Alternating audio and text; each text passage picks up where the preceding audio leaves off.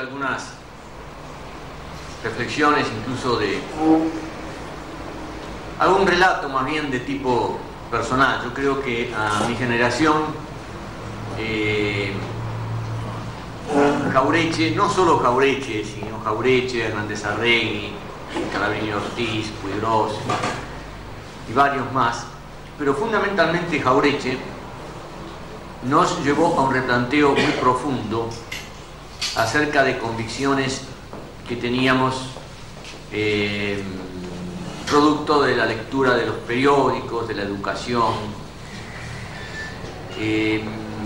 Yo recuerdo que hacia el año 61, en el verano de 1961, Jauretche decidió candidatearse a senador por la capital. Y fui a escucharlo en Plaza Italia, donde él daba un discurso de su campaña. Claro, en ese momento yo tenía sobre mis espaldas 7 años de escuela primaria, 5 de escuela secundaria y 6 años de universidad, lo cual era verdaderamente dramático, capaz de producir los peores estragos sobre el pensamiento de cualquiera. Además de esto tenía, para colmo de males, pertenecía a la clase media. Mi vieja era de una familia de maestros, eran todos sarmientinos. El único cable a tierra era mi viejo, que había sido un muchacho de izquierda en los años 20 y que después se había hecho peronista. Pero para mí, que era un hombre de la cultura, el que era peronista era el inculto, y todos los maestros, directores de escuela, vicedirectores, ¿no?, que exaltaban a Sarmiento eran la gente culta. Encima de todo esto, por si esto fuera poco, como dicen los vendedores ambulantes, yo era hijo único. Entonces esto implicaba también caprichos, pretensiones, todas estas taras que tienen los hijos únicos, la mayor parte de los hijos únicos de la clase media. Entonces lo fui a escuchar a Jauretche suponiendo que yo no tenía nada que aprender, porque ¿para qué había ido a la facultad tanto tiempo? Y al colegio secundario. Y Jauretche ese día dijo algo importante. Recordó que en Forja, Ortiz Pereira, que era un poco el maestro de él en esta táctica, en esta habilidad para hacer muy gráficos los conocimientos y utilizar las anécdotas para poder probar una verdad, que Ortiz Pereira le había dicho una vez: escúcheme, ¿qué es lo que pasa en la Argentina? Que todos los libros dicen, los periódicos, que aquí llueve riqueza, y llueve riqueza y estamos todos secos. Y sin darle tiempo a una contestación, el mismo Ortiz Pereira le había dicho: lo que pasa es que el país está techado. Llueve riqueza, pero estamos secos porque el país está techado y tiene unas alcantarillas o desagotes que van unos a Londres y otros a Nueva York.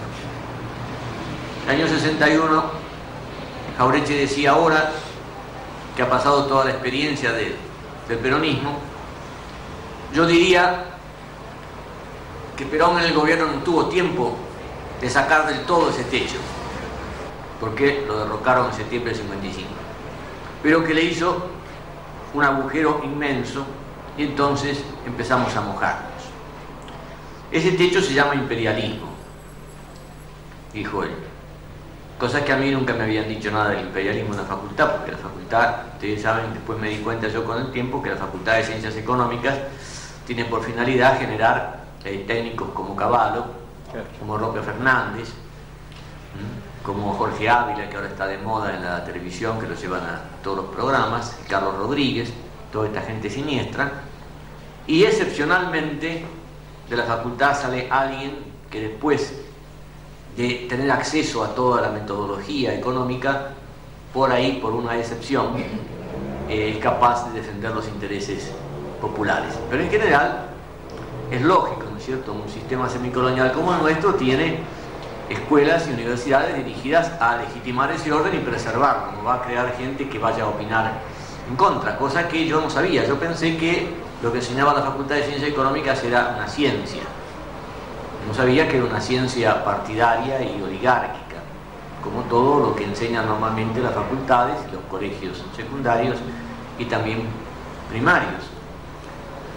Entonces, bueno, ese día me llamó la atención, me impactó esto del imperialismo y qué pasaba con ese agujero tremendo que nosotros en la facultad nos habían dicho que, bueno, que había algo que se llamaba distribución del ingreso, que el ingreso se redistribuía en los distintos sectores, pero no nos habían dicho, por ejemplo, que en el año 52 los economistas dividen en trabajo y capital. En el año 52 el sector trabajo tenía el 52% del ingreso. Hoy tiene el 18, apenas el 20. Es decir, que sobre un ingreso total, que toda la riqueza producida en el país de 300.000 millones de dólares, el sector trabajador, que numéricamente es mucho más importante que el sector capital, con la distribución de los años 50 recibiría todos los años 150.000, 160.000 millones de dólares.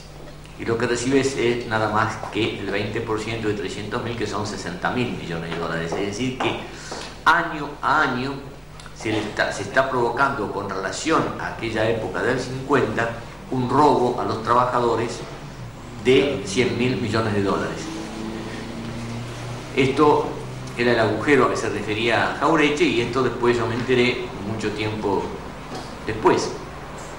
Pero como tuve ocasión al poco tiempo de hablar con don Arturo Jauretche en su departamento de la calle Esmeralda 800, ahí también me sirvió para empezar esta tarea tan difícil que es desaprender todas las malas enseñanzas y empezar a aprender las cosas verdaderas. Yo me había acercado en la búsqueda inocente, ingenua que hace uno cuando tiene 18, 19 años, a algunas conferencias del Partido Socialista.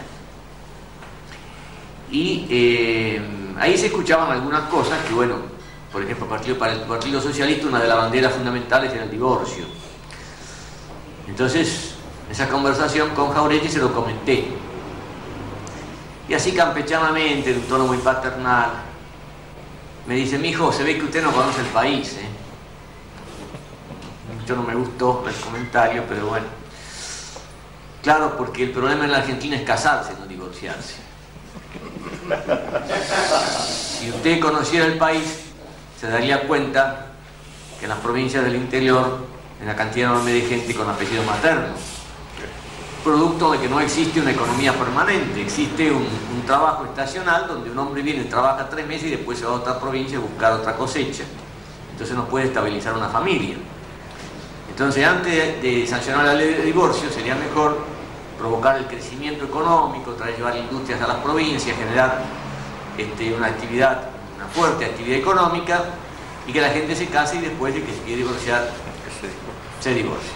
Bueno, fue una enseñanza que se unió a otra que también eran cosas que se comentaban, y todavía hay por ahí algunos chicos de la universidad, de una agrupación, de tantas agrupaciones de izquierda abstracta, hacen referencia, que es la crítica a la sociedad de consumo. El capitalismo provoca una sociedad de consumo donde el hombre queda alienado en tener cosas. Esto es cierto, que el hombre a veces compra cosas que no necesita, pero cuando yo le dije a Jauretche esto, a la sociedad de consumo, casi me mata. Me dijo: pero déjese embromar, acá el problema es la falta de consumo.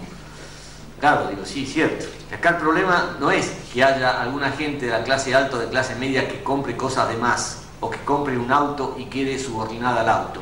Acá el problema es la falta de consumo en los sectores populares. Estamos en el año 62, en medio de, ¿se acuerdan ustedes de la crisis tremenda del año 62? Cuando el ingeniero Alzogaray empezó a decir que había que pasar el invierno, y empezó a aparecer por televisión haciendo unos gráficos en el pizarrón y guiñaba el ojo, efectivamente, como dice Osvaldo. Lo que pasa es que nosotros suponíamos que la guiñada de ojo era una complicidad, pero la guiñada de ojo indicaba que él decía eso, que nos iba a joder. Nosotros no nos habíamos dado cuenta que esa era la intención. Entonces, bueno, de allí en adelante, con los trabajos de Jauretche y de otros figuras del campo nacional, como decíamos recién acá conversando con el Tati, hubo toda una generación a partir de 1965, 66, 67, que desaprendió todas esas malas enseñanzas.